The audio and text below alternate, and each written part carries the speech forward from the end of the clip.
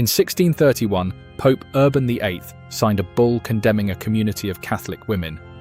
The bull called these women heretics, schismatics, rebels to Holy Mother Church. It ordered their convents closed, their schools shut down, their constitutions suppressed. The founder of that community was an English noblewoman named Mary Ward. A few weeks after the bull was issued, the Inquisition arrested her in the city of Munich. She was 46 years old. She was sick. She was placed in a Poor Clare convent under armed guard, accused of being, in the words of her enemies, a heretic. She was none of those things. She had spent 25 years of her life trying to do, for women, what Saint Ignatius of Loyola had done for men, exactly 1 century earlier. Found a religious community of fierce, mobile, apostolic women, free of cloister, free to teach and serve in the world, modelled in spirit on the society of Jesus. In 1631, the Catholic Church was not ready for that. It would take 300 years for her to be vindicated.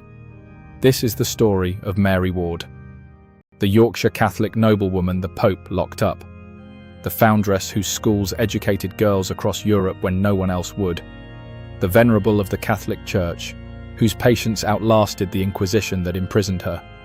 Mary Ward was born on the 23rd of January 1585, in Yorkshire, in the north of England. England was not safe for Catholics. Queen Elizabeth I was on the throne. Catholic priests, by Act of Parliament, could be executed for the simple crime of being priests. Catholic families who refused to attend the Church of England were called recusants and were fined. Some lost their lands. Some lost their lives. Mary Ward grew up in households where Jesuit priests slept in priest holes carved into the walls. Her relatives knew the families of Robert Catesby and Guy Fawkes, the men of the Gunpowder Plot of 1605. The English Catholic underground was small. Everyone knew everyone. By her teenage years, she felt called to religious life. The problem was that no Catholic religious life of any kind existed openly in England. To take vows, she had to leave the country. She did. In 1606, she sailed to Saint-Omer in Spanish Flanders and entered the Poor Clares. She was a sincere postulant. She was also unhappy. The contemplative cloister, deeply holy as it was, did not match the call she felt in her heart. She believed she was being asked to do something else. She did not yet know what. She left the Poor Clares. She founded a small house of her own, with a few companions, also English Catholic women in exile. They began to teach the children of the English Catholic refugee community. They began to do what they later called the works of mercy. And then, around 1611, in a moment of private prayer, she heard the call distinctly. In her own words, she heard the voice say, "Take the same as the society." By the society, she understood the society of Jesus, the Jesuits. That single phrase set the entire course of her life and the entire course of her sufferings. The Jesuits, founded by Saint Ignatius of Loyola in 1540, were not enclosed. They lived in the world. They moved. They preached. They taught. They administered education networks across Europe. They obeyed the Pope directly. They were one of the most dynamic forces in the Catholic Counter-Reformation. Mary Ward proposed that women should be allowed to do the same thing. Live in the world, not in cloister. Take vows. Be obedient to the Pope. Open schools. Teach girls. Serve where they were sent.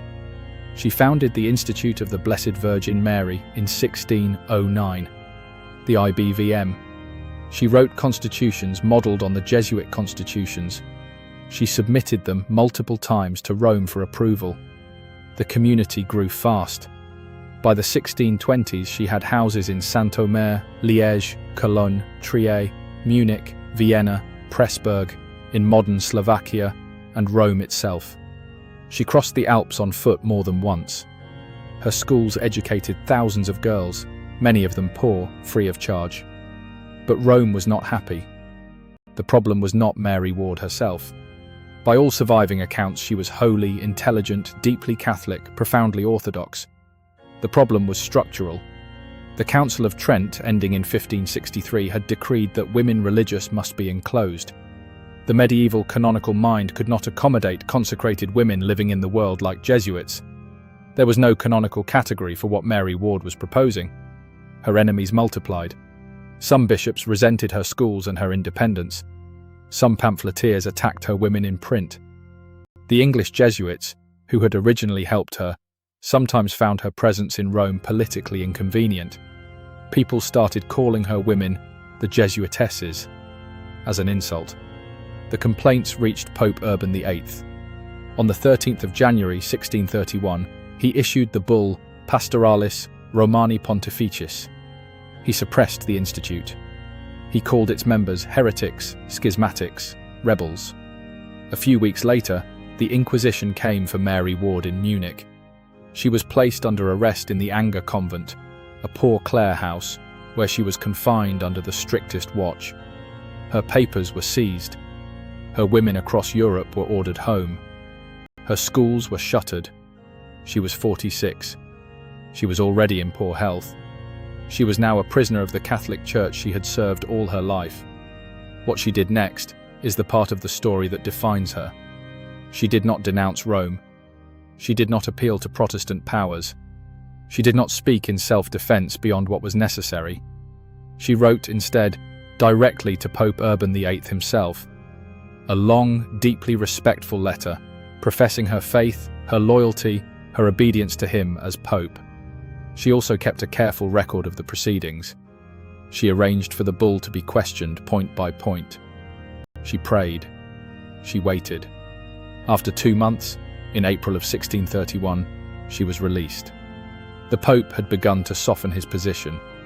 He never officially approved her institute, but he stopped calling her a heretic. He met with her in person in 1632. They spoke privately. He treated her with respect. Mary Ward returned to England in 1637, after years of constant illness. She lived another 8 years, teaching, writing, supporting her surviving sisters in their reduced and informal communities. She died on the 30th of January, 1645, in Heworth, Yorkshire. She was buried in the Anglican churchyard of St. Thomas in Osbaldwick, because there was no Catholic cemetery available in England. Her gravestone was marked. Quietly. She was 60. The institute survived in fragmentary form. The Bavarian houses in particular refused to dissolve completely. Generation after generation, the women kept teaching girls. In 1703, Pope Clement XI approved a modified institute under restrictions. In 1909, Pope St. Pius X issued the Apostolic Constitution Quamvis Justo, formally recognizing Mary Ward as foundress of the institute, 300 years after she founded it. In 1951, Pope Pius XII gave a public allocution to the IBVM, praising Mary Ward by name and lamenting that the Church had not understood her in her own day. The Loreto sisters, who took on her vision, opened schools that produced, among others, Mary MacKillop, who became the first canonized saint of Australia. Her schools educated, in the long run, hundreds of thousands of Catholic girls across Europe, India, Africa, and the Americas. In December of 2009, Pope Benedict XVI officially declared Mary Ward venerable. Her cause for beatification continues today. She is not yet canonized. She is, in the language of the Church, on the way. So why does Mary Ward matter, almost 400 years after her arrest?